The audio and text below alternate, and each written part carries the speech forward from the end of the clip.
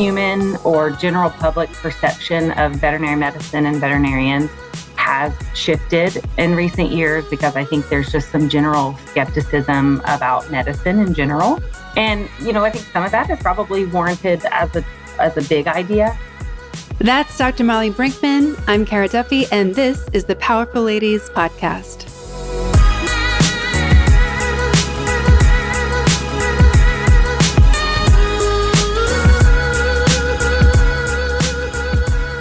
Well, welcome to the Powerful Ladies podcast. Thank you. Thanks for having me. Let's jump right in and tell everyone your name, where you are in the world, and what you're up to. So my name is Dr. Molly Brinkmann. I am a veterinarian, and I live and practice in Franklin, Tennessee, which is about 30 minutes south of Nashville. Which is actually the capital? Nashville is the capital of Tennessee, yes. Mm-hmm. Yes. And when I was in high school, I grew up here, and it was like just the capital. It wasn't a cool place to go. Yeah. So no one in Franklin went to Nashville to do fun things, but that has changed a lot. So. Well, of course, I want to know if 8-year-old you thought that this would be your life today. In some ways, yes, because I have always known I would be a veterinarian. I think in kindergarten, they made us announce what we were going to be when we grew up. And this was definitely it. I had a connection with animals from a very, very young age. My parents always say, it's spooky with the animals. But yeah, loved them, grew up around them, grew up on a farm sometimes with my grandparents. So big animals, small animals, dogs and cats everywhere. And always knew this is what I wanted to do, be a doctor.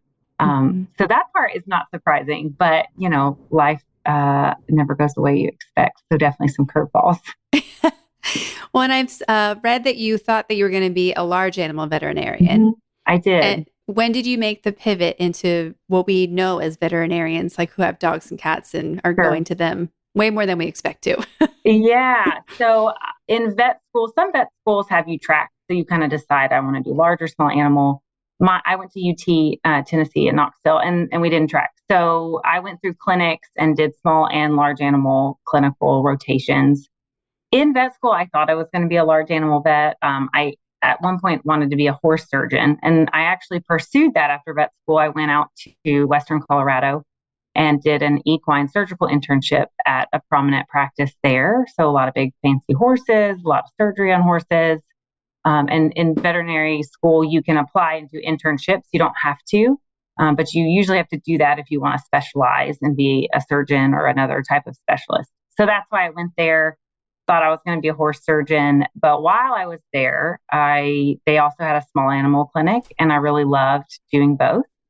And so I decided not to specialize, and I loved the practice and the area where we were, and they asked me to stay. So then I worked there for a second year just as a regular associate. And I did large and small, and loved both, and thought, well, okay, I can just do both. And that changed about 2 years later after we moved back to Tennessee.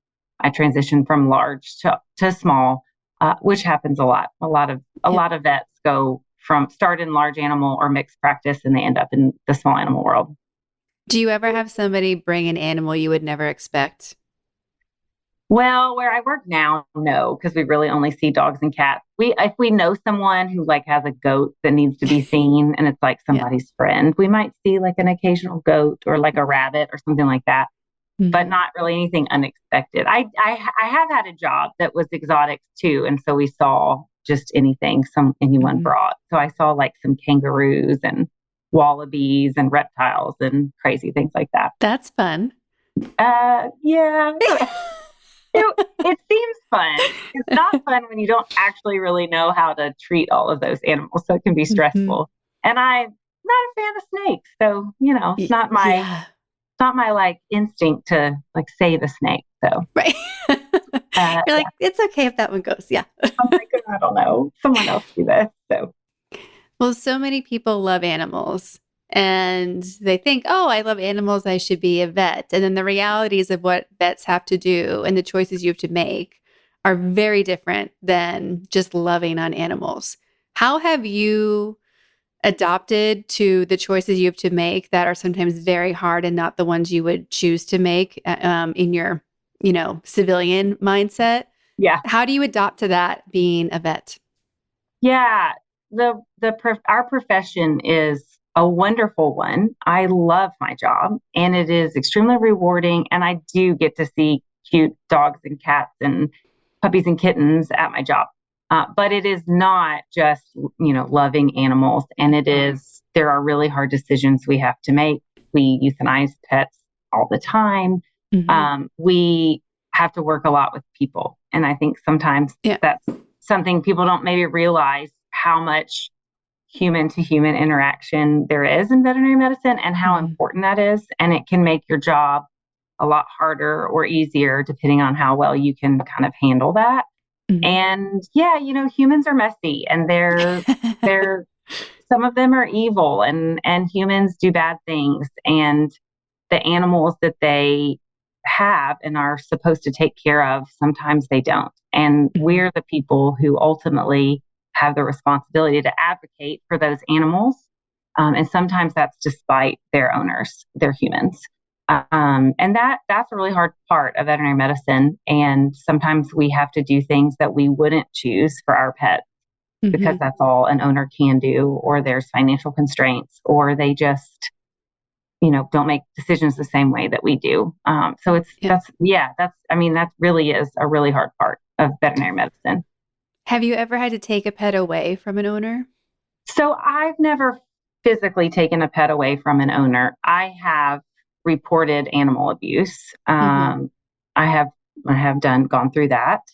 And I have been involved with like rescue organizations who are involved in actual seizure of animals who are being abused or neglected, but not in practice. Yeah. Thankfully. How many animals do you own personally? So this is a great question, and people sometimes are surprised. I have one dog. His name, my husband and I have a dog. He's actually laying behind me. His name is Cooper. And he hears me. He's like, what do you want?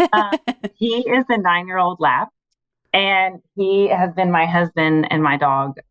We got him for our first anniversary. So he's been with us pretty much our whole marriage, and he's our like heart dog, really special pet. But yeah, he's our only pet right now. I'm not allowed to have cats because my husband is super allergic, which is really sad for me, but for now, get your fill at work. Yes, but we have human children, so we have our hands full. No more dogs right now. Yeah. How many kids do you have? We have 2 living children. We have a 4-year-old boy and a 2-year-old girl. And our first child actually passed away. That was about 5 years ago. I'm so sorry. Thank you. Yeah. So I've had 3 babies, and we have 2 living children with us, and 4 and 2 is both really challenging ages. So we're, a little crazy over here, but you're on your toes. Yeah. I'm sure the dog, you're like, can you watch them, please? You're the babysitter now. Yes, he literally does babysit sometimes because he'll let me know if something's going on. Yeah. What are some things that you wish for sure your human patients, but people in general knew about veterinary medicine that you are amazed that they don't know, or you're frustrated that continues to be a point of conversation? Yeah. Oh man, we could talk about this the whole time.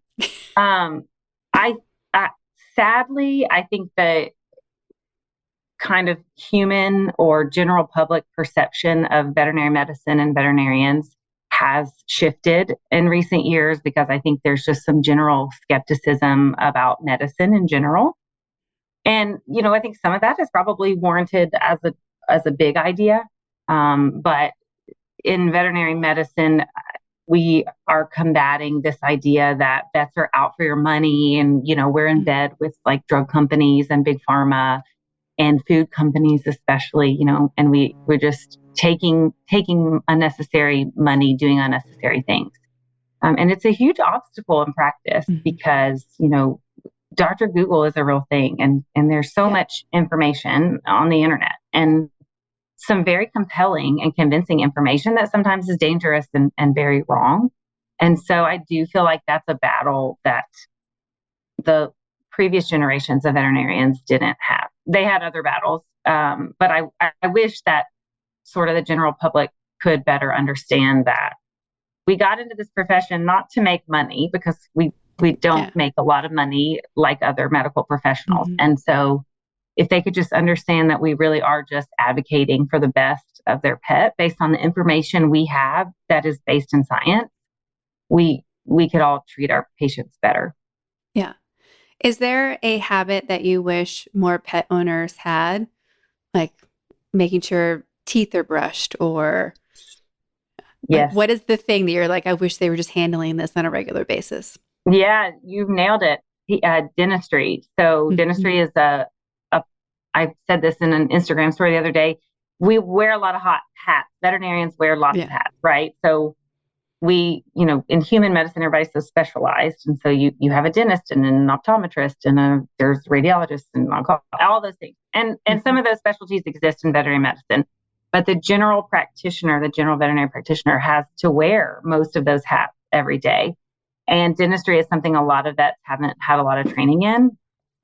And so that has trickled down to poor client education. But that's changing, and we're doing a better job of that. And dentistry is something I love, and I love to educate clients about it because dental health is important, and poor dental health affects a lot of other things and makes dogs painful and uncomfortable. And so I wish we could just like snap our fingers and change everyone's mentality on dental health in dogs and cats so that people would not think it's a crazy idea to brush your dog or your cat's teeth every day. Because that, like we do, it's really the best thing for them, and it's doable. Like if once you get them used to it, it's really not a big deal. Yeah. Something that I'm amazed by is how many people I run into that delay or don't spay or neuter still. And I'm like, I thought we were beyond this. Yeah. So that's another very hot topic in veterinary medicine. And the answers are honestly becoming more gray. Even the research is becoming more gray. There's long explanations, but for a long, long time, we spayed and neutered everybody at 6 months for control of the population and because our shelters were overrun. They're still overrun. But in a lot of, kind of suburban areas where dogs are staying in homes and cats are indoors, the population control in those areas is less of an issue. And science, there's some newer research developing that says that in some large breed dogs, there may be some benefits to waiting later to spay and neuter them. And so, whenever new research comes along like that, we have to, especially something so well established, because there is evidence that female dogs are less likely to get breast cancer if you go ahead and spay them at 6 months. And that's very that we know that that's true. And so especially in females, it's very great because we have to balance those two pieces of information that science has given us. And owners come in to talk about this with ideas. And this is where the internet gets tricky because yes, there is some fact in that maybe the science is changing, but that right now really only applies to a smaller population of dogs. And it's not across the board. And a lot of our dogs and cats need to still be stayed at 6 months. And so I do think that trend of, well, let's just wait, and I don't really know why or which dogs, is probably contributing to our shelter crises that are happening in different areas, for sure. Yeah. The first dog that I had as on my own made it almost 18 years. Oh, wow. What was it? Schnoodle, Schnauzer Poodle mix. Yeah. Yeah. He traveled the world. He's been to more countries than people I know. And the dog I have now, she was literally left at a friend's car door when he ran in to sign papers, like in a box. And I'm so thankful. Yeah. She was probably about 8 to 10 weeks when I got her. What is she? She's super mutt. I've done the DNA test, which I know are very controversial. That's what yes. Yeah. Yeah. But it's so interesting with the Embark DNA test. They give you a whole family tree. And I know there's controversy about how good they are because they're having more and more people do it. So it's getting better and better. But she's supposed to be mostly poodle and pit bull. And when you see her, she looks like she might be a Jack Russell Terrier mix. And there's no Jack Russell in her based on this test. Yeah. So well, it's funny. I always have theories about mixed breed dogs that come in if they don't know, what they are. And we all guess before if they are going to do the DNA testing. And we're wrong a lot because I just think when you start mixing the breeds, their characteristics can change so much. And you don't afterwards, you're like, okay, maybe I see it, but it doesn't make sense at first. Well, we were Funny. even looking at like her different characteristics. Like she has like web feet, which only Uh-huh. like a few breeds do, but none of those breeds showed up on the DNA. Yeah. It's Yeah. like just it's And so funny. and most breeds there's only a few truly like foundational breeds. So a lot of breeds come from other breeds. And so there's a Hmm. lot of kind of mixtures that we don't know what that's gonna Yeah. what that's gonna make. And so we're finding out. It's kind of cool. Yeah. What encouraged you to start doing all of your social media posting? Like that's how I found you because you have these Yeah. great, funny, and informative reels and posts. Yeah. Were you like bored at work one day? Were you like, I have got to start educating the public? Like, what was the trigger? Yeah. It's funny. I remember having a conversation with one of my friends. I'm like, yeah, there's all these like influencers about medical stuff. Like I follow, dermatologists and Hmm. estheticians about skin things, and they're like really helpful. You can get all this information so easily. And I'm like, there needs to be like more vets that do that because Hmm. we have to combat Dr. Google. We got to like tell people what the real deal is. And she was like, yeah, you should do that. So I was like, yeah, I'll just start making videos. So Yeah. that's how it started. And it kind of just sort of limped along for a while. And I was doing mostly educational stuff. And then, I just started having all these crazy ideas in my head about, oh, that'd be so funny to talk about be like dog breeds if they were people. And so Hmm. that's when I really like started to go viral or whatever because of those breed Hmm. videos. And so then it just became really big, really fast. And it's like, oh, okay, I like have a real platform for this. So then it's just gone from there. But it's been fun. And how has your team been on board to participate? Yeah, it's funny. I've changed jobs a lot the last few years, and so I've been in two different practices while I've been doing this. And the one I'm at now is great. Like everyone thinks it's really funny and fun, and they're like, "Oh, Hmm. let me take a picture of you with that dog or whatever." They help me, which is Hmm. great. My last job was probably less supportive, and that's okay. But Yeah. there's a couple texts where like, "I don't want to be on your social media." I'm like, fine. But Yeah. most everybody like really enjoys doing it and being a part of Hmm. it. Yeah, it's fun. For somebody who is considering becoming a vet or thinking Hmm. that's where they need to, make a career pivot, Yeah. there's a lot of schooling education in that piece. Hmm. If that's maybe not the path they want, like how else can they be involved in a veterinary office Yeah. and be participating? Like what are the other roles or jobs that could exist? Yeah. The world really is your oyster in veterinary medicine because it is a medical facility, but there's a lot of administration and a lot of management that has to happen. And then just like in human medicine, you can work in the veterinary field and sales and marketing and Mhm. PR, all those things. You can work for drug companies and food companies, but in the actual, like in a practice, in an Mhm. actual hospital, you have doctors, you have nurses, our veterinary technicians, and then assistants.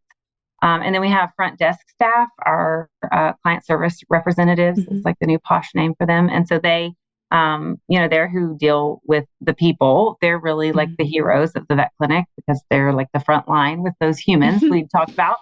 But it's, a lot of people really like that job, and there's certain people who are really good at that job. And then there's management positions and different, you can be a medical director, or a lot of people in that position have some background in medicine. But yeah, I mean, there's a ton of ways you can get into work in a clinic without being a Mhm. vet or even a vet tech for sure. And then there's big hospitals that have even Mhm. more billing roles and client communication roles, things like that. Mhm. With your practice, you have a pretty routine schedule, or does it Mhm. ever get out of control? Yeah. So, Oh, well, it gets out of control. But we we have a schedule template that we try to follow. yeah. But a lot of times if someone calls and it's a client that we know and their dog just ate a bunch of chocolate or Hmm. raisins or something, then we're going to get them right in and make them vomit or whatever we need to do if Yeah. they're having something urgent. And that always, messes with the day, but it comes with the territory. And we try to do that within reason. We try Hmm. not to overload our staff and take care of our patients the best we can. And the good thing is we have ER clinics, we have emergency Hmm. clinics in our area. We have three pretty close. And so we can always funnel patients if they need more care or more urgent care to those places. But yeah, we have a pretty regular schedule. I have a surgery day, so I do surgery one day a week and then see appointments the other days. And we schedule a lunch. Like I technically have a lunch break every day. I do a lot of work during lunch, but that's my choice. And yeah, we see clients anywhere from 15 to 45 minutes they're scheduled for. They're never only there for 15 minutes, but that's how we do the schedule. Yeah. Yeah. I also think it's really interesting how some people, dogs in particular, some dogs just seem really easy. Like my dog, for example, really easy. And then I have some other friends who they have dogs who are on mental medications now, not just physical. There's more anxiety and there's depression showing up in animals. How has the mental care of dogs and cats shifted? And how much do we really need to be concerned or keep an eye out for that for our own dogs and cats? Yeah, I think some of the shift just in a big way in veterinary medicine is that dogs and cats have come inside over the last 30 years. They're inside now.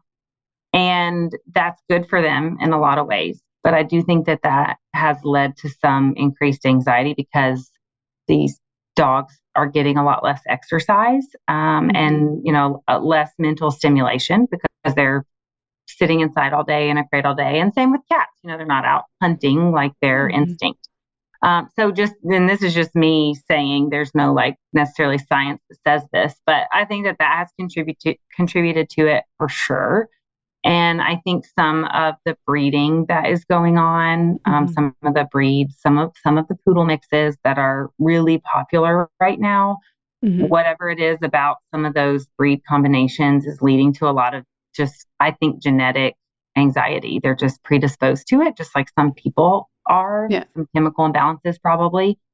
And when you mix a dog whose breeding makes them more prone to having anxiety issues, and then you put them in a high-rise apartment all day, it's kind of a recipe for that. And we recognize that and we see it. And, veterinary behavior is a newer specialty in our field. And it's a super important one because of the rise of this. I think some of it too is because people are looking at their pets more. And so they're noticing these behaviors that are consistent with anxiety.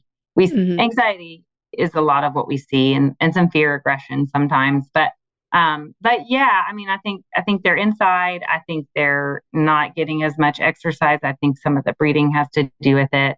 And we have behaviorists and veterinarians are getting more education on how to help talk clients through working through that.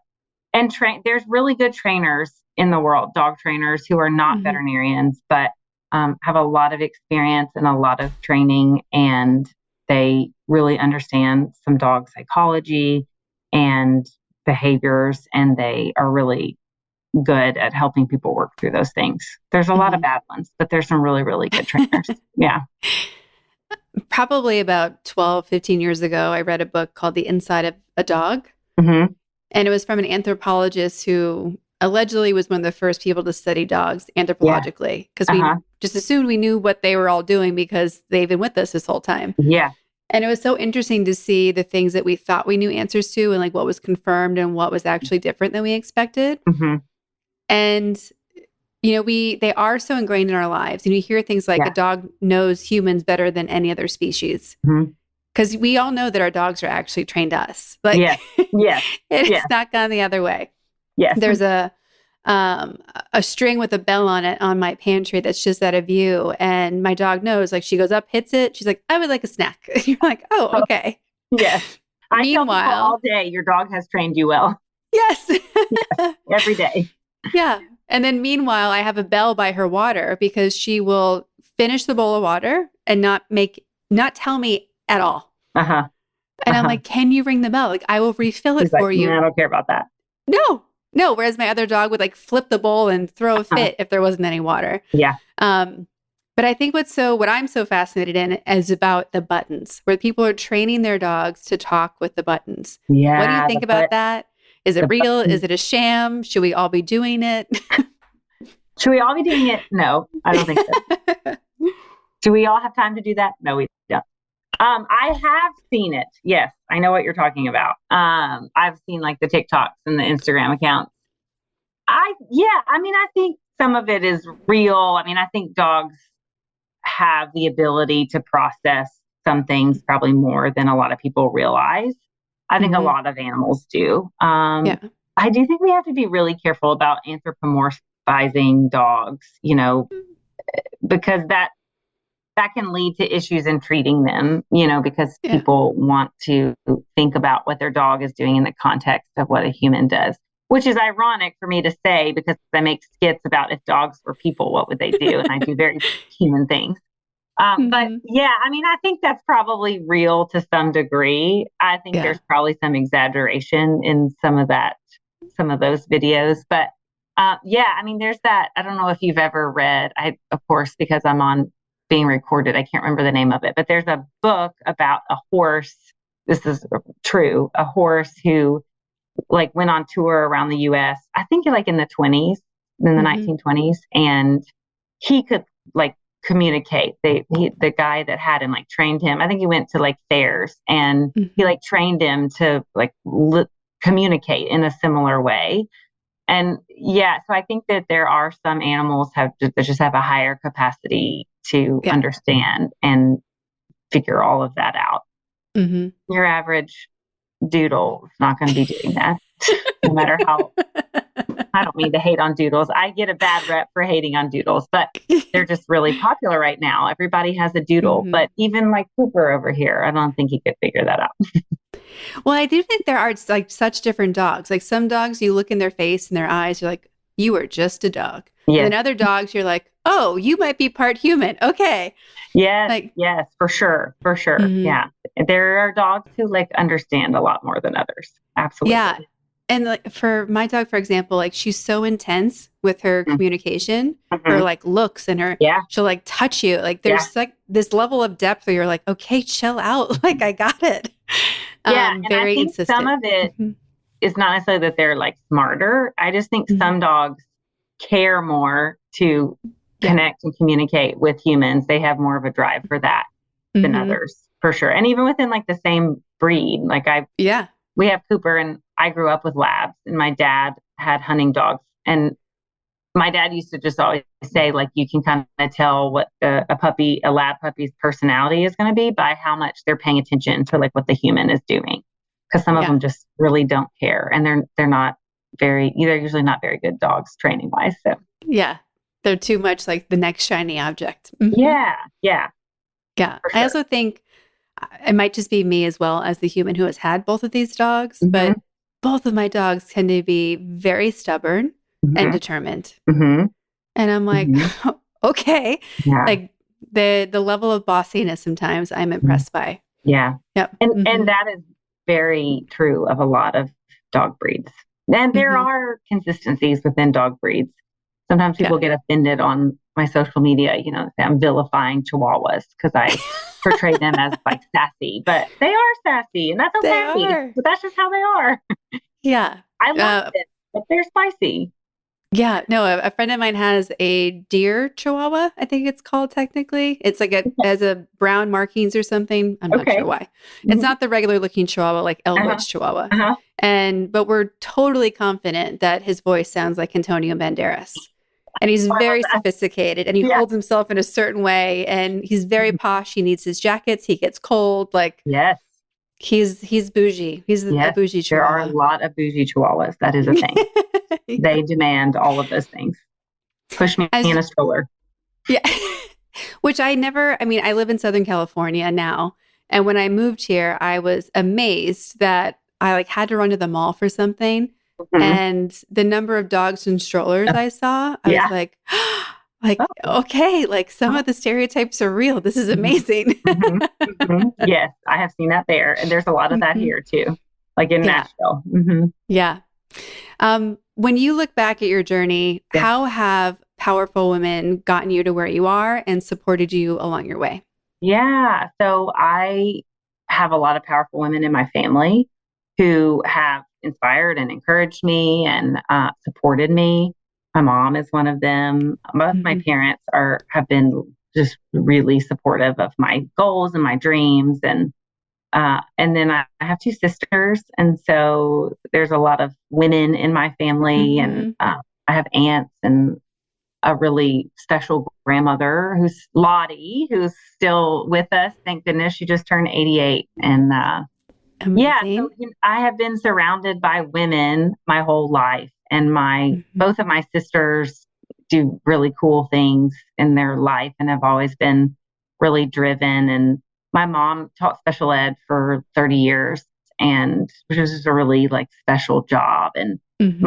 my mom and my dad, but my mom as a woman I grew up with her, who she's just constantly helping other people and supporting people and looking for ways to help. Yeah. And that just has shaped who I am, just like having that example. And my dad was an entrepreneur. And so that combination, I think, was a lot of how I got to where I am. And then in my Yeah. career, it's just been the veterinary field is becoming it is a woman-led field now. And Mm. as far as numbers.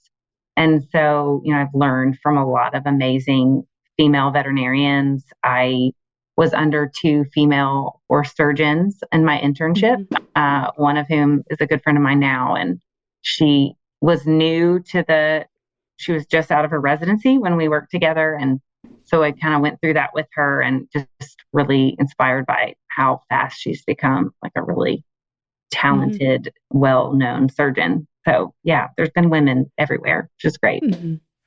When you think of the words powerful and ladies, what do those words mean to you? And then when they're put next to each other, Mm-hmm. do their definitions change?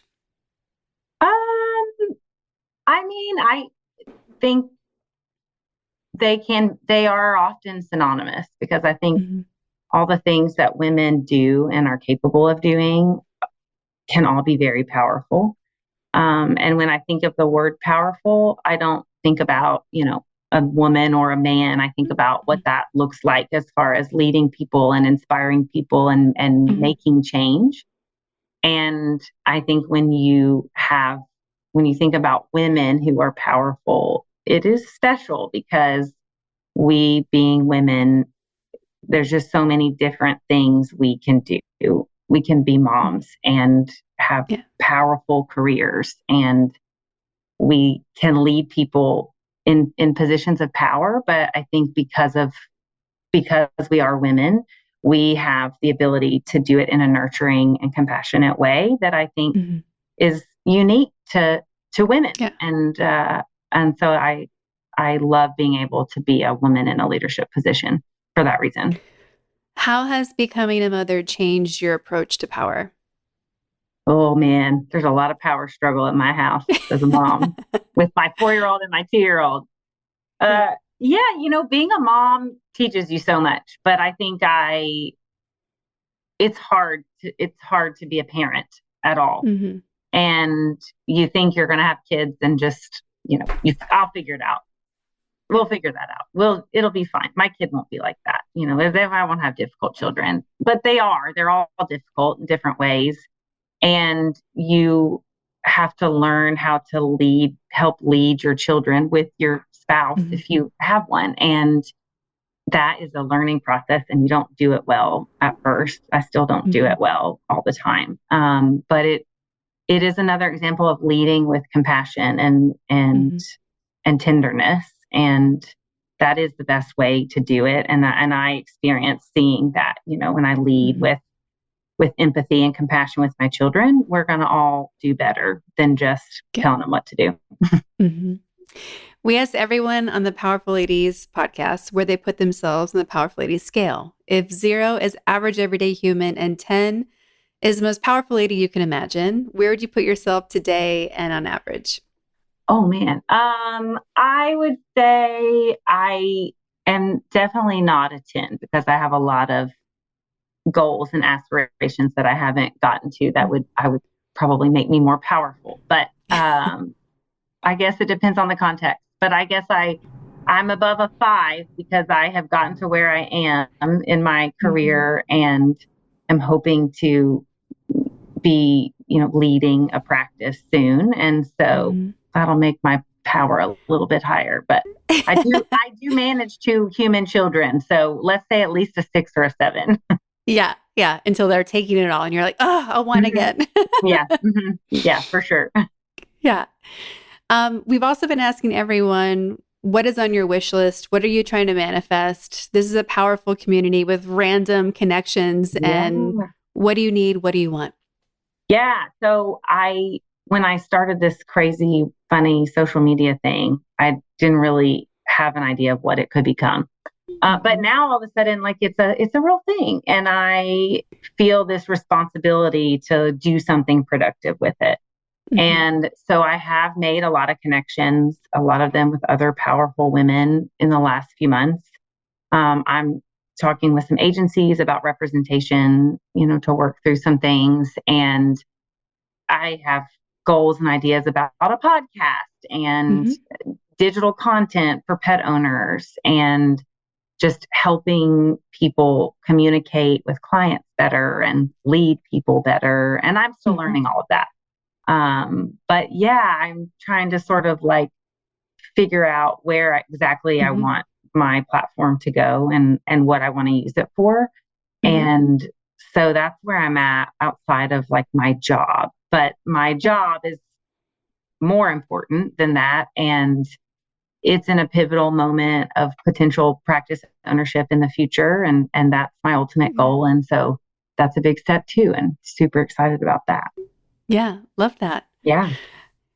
Well, everyone who wants to follow you, support you, get all your knowledge and your funny reels as well, where can they find, follow, and support you? Yeah. So I am on TikTok and I am on Instagram right now. And my handle is Dr. Molly Says, SAYS for both of them. And yeah, you just never know what you're going to find there. Maybe some thrift store, clothing finds, funny dog and cat videos, and hopefully plenty of education sprinkled in there. Well, thank you so much for being a guest to me and the Powerful Ladies and sharing your wisdom and time with us today. Thank you so much for having me. It was great to meet you.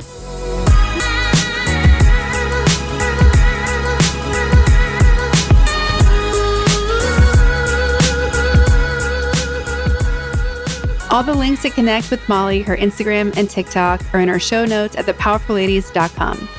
Subscribe to this podcast wherever you're listening, and please leave us a rating and review. Join us on Instagram at Powerful Ladies, and if you're looking to connect directly with me, visit karaduffy.com or Kara_Duffy on Instagram. I'll be back next week with a brand new episode. Until then, I hope you're taking on being powerful in your life. Go be awesome and up to something you love.